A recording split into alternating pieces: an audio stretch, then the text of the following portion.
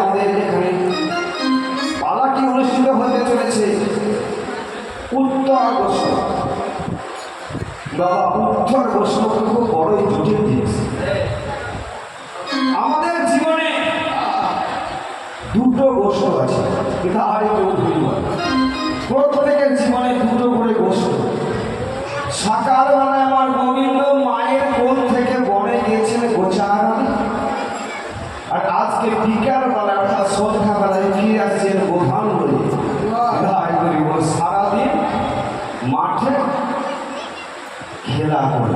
এই রোজ কবে রোদে মরে যাও না মানুষ, সারাদিন থাকে বিভিন্ন রকমের খেলা করলো মাঠে সকালের সঙ্গ নিয়ে।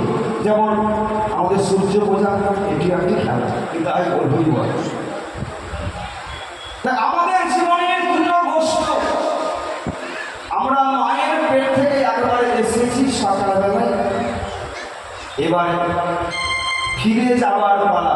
হরিবল হরিবল হরিবল। গোবিন্দ নিজে আচরিত ধর্ম অপরের শিক্ষা দিচ্ছেন। কেমন করে যে শুধু গোবিন্দ একাই গোচারণে যায়নি, আমরাও এসেছি গোচারণে। আমরাও এসেছি মায়ের গর্ভ হইতে এই ধরাধামে খেলা করার জন্য। খেলা যেদিন আমাদের শেষ হয়ে যাবে না, যেদিন এই ভবের খেলা শেষ হয়ে যাবে, সেদিন আমাদেরকেও উত্তর বৈষ্ণবে আবার ফিরে যেতে হবে আসল জায়গা। বিদায় গৌর হরিবল হরিবল হরিবল। শ্রীমদ্ ভাগবত গীতাতে অর্জুনকে বলছে, হে কৃষ্ণ, যে আত্মা অবনিশ্বর, এই আত্মা কোনদিন মরে না। আত্মা কি হয়? এক দেহ হইতে অন্য দেহ ধারণ করে। আমি মারা যাব, এই নশ্বর দেহটি মারা যাবে, প্রত্যেকে যাবে, শুধু লাখপতি হলেও যাবে, পথের ভিখারি হলেও যাবে, একজন মন্ত্রীও যাবে, একজন ভিক্ষুকও যাবে। এই দেহ কিন্তু কেউ ধরে রাখতে পারবে না, সময় হলে আপনি ছিঁড়ে যাবে।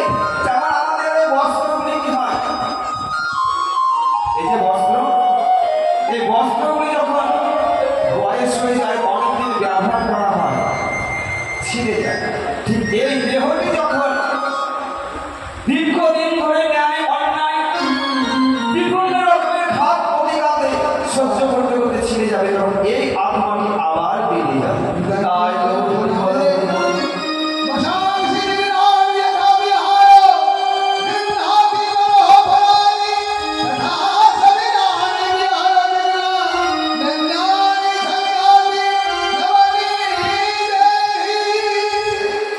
উত্তর বৈষ্ণব শব্দের অর্থ বুঝতে পারলে যে যেতে যাওয়া, চলে যাওয়াটা নাম হচ্ছে উত্তর বৈষ্ণব।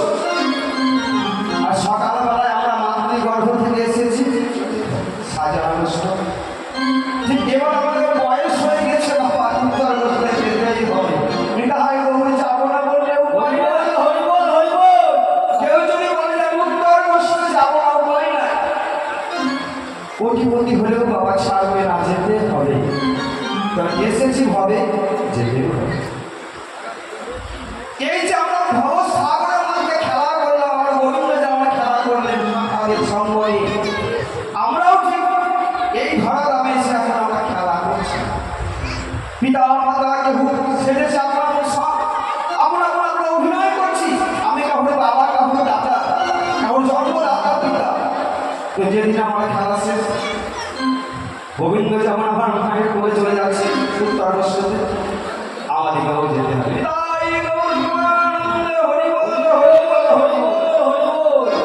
দেখুন আমি যে বাজাচ্ছি শিখর, শিখর বলছে ভক্ত সমাবেশে কয়েকটি কৃষ্ণ কথা বলে শোনা। এই কৃষ্ণ কথা কিন্তু আপনারা কেউ শুনতে পাবেন না। কেন? সংসারের জ্বালায় জ্বলে চলে শ্রবণ পথ, এই যে আমাদের দুটি শ্রবণ পথ আছে, শ্রবণ ইন্দ্রিয় আছে, এই শ্রবণ ইন্দ্রিয় আমাদের কালা হয়ে গেছে, শুনতে পাই না।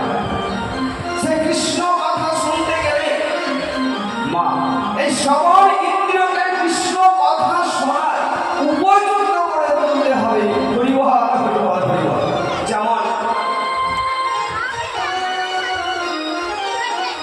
শ্রীমদ্ ভাগবত গীতাতে একাদশ অধ্যায়ে বিশ্বরূপ দর্শনে অর্জুন আমার বলছে, গোবিন্দ আমি তোমাকে দেখতে পাবো না, দেখতে পাচ্ছি না। যখন আমার ভগবান শ্রীকৃষ্ণ তাকে দিব্য দৃষ্টি দান করলেন, অর্জুন আমার দেখতে পেলেন। আমাদের এই কর্ণ গুহাকেও ঠিক তাই, কৃষ্ণ মুখী করে তুলতে হবে, কৃষ্ণ কথা শোনার উপযুক্ত করে তুলতে হবে। ঔষধ মাত্র একটি, ঔষধ কি? একবার রাধারানীর জয় জয় জয় জয় রাধারানী কি, শ্রী রাধারানী কি, স্বাগত রাধারানী কি। আমার ভগীরথের ভক্তবাসী, যেটাই আমার ভক্তের আগমন সেখানে হয় নববৃন্দাবন। না হন কৃষ্ণ ওই কণ্ঠে যোগে না হৃদয়ে রাজা মদ ভক্ত যত্র গায়ন্তি তত্র কৃষ্ণামি নারদ। নারদ বলছেন ভগবান শ্রীকৃষ্ণ, যেখানে আমার হরিনাম সংকীর্তন হয় ভক্তগণ মিলে, সেখানে তত্র কৃষ্ণামি নারদ, আমি সেখানে।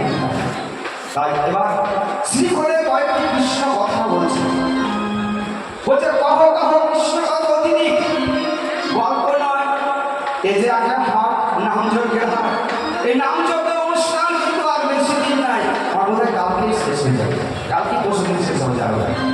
তো এই যজ্ঞ অনুষ্ঠান আর এই যজ্ঞ অনুষ্ঠান যতক্ষণ আছে ততক্ষণ শুধু কৃষ্ণ কথা ছাড়া অন্য কথা। তো শিক্ষক বলছে কহ কহ কৃষ্ণ কথা। যখন শিক্ষক বলছে কীর্তন শুনতে এসেছ, আর কথা না বলে কহ কহ কৃষ্ণ কথা।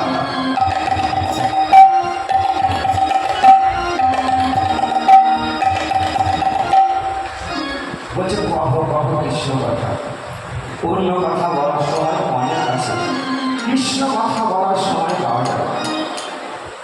সব কাজ করার সময় আছে, সকল কাজের বাইরে সময় তোমারে রাখতে পারি না মা। সব কাজ করার সময় পাই, কৃষ্ণ কথা বলার সময় পাই। তা আজ যখন নাম যজ্ঞতে আমরা এসেছি, একটু প্রাণ করে কৃষ্ণ কথা বলবো।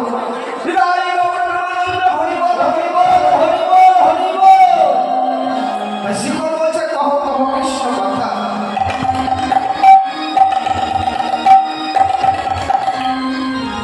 তারপরে বলছে বলছে তার থইয়া কৃষ্ণ কহ, বড় জটিল বাক্য বললেন, তার থইয়া অর্থাৎ বিষয় আশয়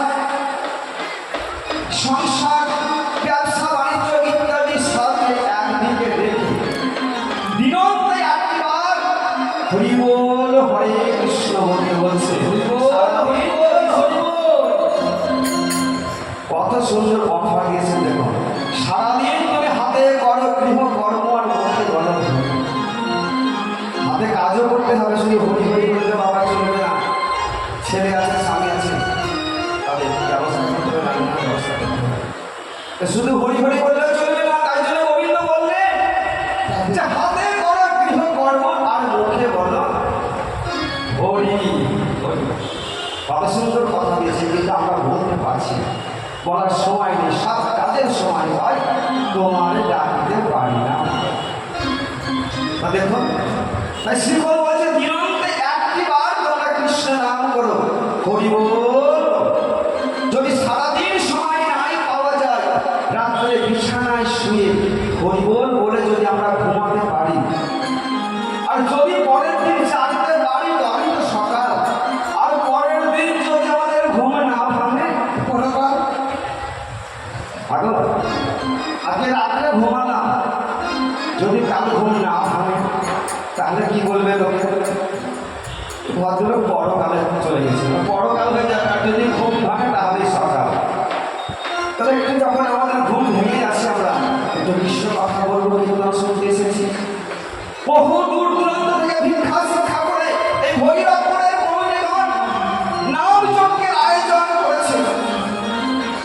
সকল কমিটি দাদাদের ভাইদের আগে, দাদা ভাইদের আগে সব থাকে। যেই রকম নাম যজ্ঞ তোমরা দীর্ঘদিন ধরে করে যাও, ভক্তবৃন্দের আনন্দ উপভোগ করবে। যতদূর কীর্তনের শব্দ যাবে ততদূর বাবা, ততদূর পাপ মুক্তি হয়ে যাবে, এমন একটি নাম। শ্রীফল বলছেন এই কৃষ্ণ কোথায় ছিল? গোলকে বৃন্দাবনে এনেছে যে নিতাই নিত্যানন্দ এবং গৌর সুন্দর এনেছে। তো নিতাই আর গৌর এনেছে এই আমাদের মতো গলি ভক্ত জীবগণকে উদ্ধার করার জন্য। তা আমরা কি বলবো? বড় ভাই নিতাই নিতাই।